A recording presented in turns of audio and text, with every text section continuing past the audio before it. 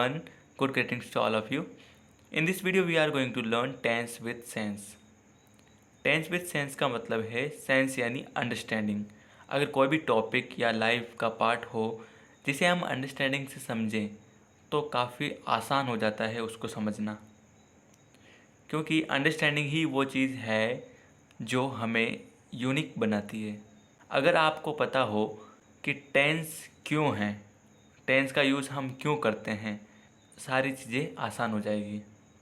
हमारे दिमाग में टेंस का मतलब कन्फ्यूज़न है, टेंशन है, लेकिन अगर हमें पता चले कि टेंस का मतलब केवल सेंटेंस बनाना नहीं होता है, टेंस का मतलब अंडरस्टैंडिंग बढ़ाना भी होता है, और टेंस की नीड क्यों है और टेंस के टाइप्स जो होते हैं वो क्यों होते हैं, वो सारी चीज़ें अगर हमें पता है तो हम टेंस आसानी से सीख सकते हैं। तो आज के इस पार्ट में हम टेंस के टाइप क्यों हैं, टेंस क्यों हैं, वो हम सीखने वाले हैं। Let's get started. Here we are going to watch types of tense, यानी कि टेंस के जितने भी टाइप हैं वो हम देख रहे हैं। फर्स्टली डेफिनेशन है टेंस की। Tense is a category that express time reference. मतलब टेंस का काम केवल टाइम रेफरेंस दिखाना होता है। ठीक है, कोई भी चीज़ है, कोई भी इंसिडेंट है, कब वो हुआ है, कब वो होता है, ठीक है, उन सब चीज़ों को डिस्क्राइब करने के लिए टेंस है। अगर आप मार्केट गए थे तो वो चीज़ पुरानी है, यानी कि पास्ट अगर हमें डिस्क्राइब करना है तो पास्ट टेंस का इस्तेमाल करेंगे। अब वो इंसिडेंट कितना पुराना है उसके अकॉर्डिंग हम कौन सा पार्ट है जो पास्ट का हम यूज़ करेंगे, वो चीज़ अंडरस्टैंडिंग के अकॉर्डिंग आएगी। ठीक है, तो यहाँ हम देखते हैं first part is simple tense. Okay, first part is simple tense.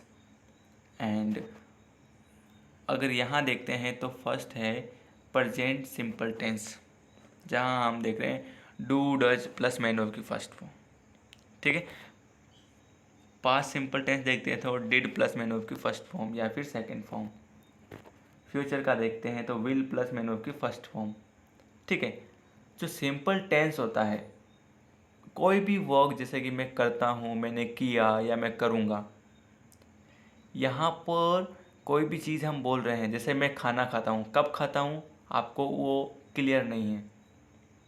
मैं इंग्लिश पढ़ाता हूँ, कब पढ़ाता हूँ, किसे पढ़ाता हूँ, वो चीज़ सेंटेंस में क्लियर नहीं हो रहा है। तो इस कंडीशन को डिस्क्राइब करने के लिए हम कंटिन्यूस टेंस पढ़ते हैं। कंटिन्यूस टेंस बताता है विजुअलाइजेशन, यानी कि दृश्य आपको दिखाता है। अगर मैं आपको इस वीडियो में टेंस पढ़ा रहा हूँ तो जो भी मैं पढ़ा रहा हूँ वो आपके सामने हो रहा है। अगर मैं यहाँ इज़ेमआर पर राइट क्लिक कर रहा हूँ तो वो आपको दिख रहा है। ठीक है, तो विजुअलाइजेशन का मतलब होता है दृश्य। तो कंटिन्यूस टेंस का यूज़ हम इसलिए करते हैं कि जो भी चीज़ हो रही है वो आपके सामने है। अगर मैं आपको पढ़ा रहा हूँ तो राइट करना, बोलना, ये सारी चीज़ें आपको सुनाई दे रही है, तो वो सारी चीज़ें क्या है, कंटिन्यूसली है। आप वीडियो देख रहे हो तो आपके हाथ में मोबाइल है, आप मुझे सुन पा रहे हो और आप इस चीज़ को देख रहे हो, वो सारी चीज़ें क्या है, कंटिन्यूसली चल रही है। ठीक है ना, तो इसीलिए कंटिन्यूस टेंस का यूज़ हम करते हैं। सिंपल टेंस में केवल चीज़ें ऑर्डिनरी होती है, वो चीज़ कब कंप्लीट हो रही है, वो कब चल रही है, वो चीज़ पता नहीं होती है, इसलिए कंटिन्यूस टेंस का हम यूज़ करते हैं जिसमें सारी चीज़ें विजुअल होती हुई दिखाई देती है। अगर आपका फ्रेंड डांस कर रहा है तो आप उसको देख पा रहे हो, है ना, तभी तो आप बोल रहे हो ना आपका फ्रेंड डांस कर रहा है। जैसे कि मैं आपके घर पर आया था तो आप खाना खा रहे थे, मुझे कैसे पता कि आप खाना खा रहे थे, क्योंकि मैंने देखा। तो विजुअल का मतलब क्या हुआ कि जो चीज़ है वो दिखाई दे रही है। ओके, कंटिन्यूस टेंस में एक चीज़ क्लियर नहीं हो रही है कि ये काम कब कंप्लीट होगा। जैसे मैं आपको पढ़ा रहा हूँ, आप मुझे सुन रहे हो, ये सब चीज़ कंप्लीट कब होगी, ये चीज़ यहाँ कंटिन्यूस टेंस में कंप्लीट नहीं होती है। यहाँ पर वो चीज़ होती है जो चल रही है। अब उसी चीज़ को डिस्क्राइब करने के लिए हम परफेक्ट टेंस पढ़ते हैं। ठीक है, परफेक्ट टेंस का काम होता है किसी भी कंप्लीशन को दिखाना, यानी कि कोई भी समापन, कोई भी चीज़ कंप्लीट होती हुई हमें अगर डिस्क्राइब करनी है तो हम परफेक्ट टेंस के अकॉर्डिंग और हेल्प ऑफ परफेक्ट टेंस हम डिस्क्राइब कर सकते हैं। आया समझ में आपको कि कोई भी चीज़ कंप्लीट हो चुकी है या फिर परफेक्टली डन हो चुकी है तो इसका मतलब परफेक्ट टेंस का यूज़ करना है।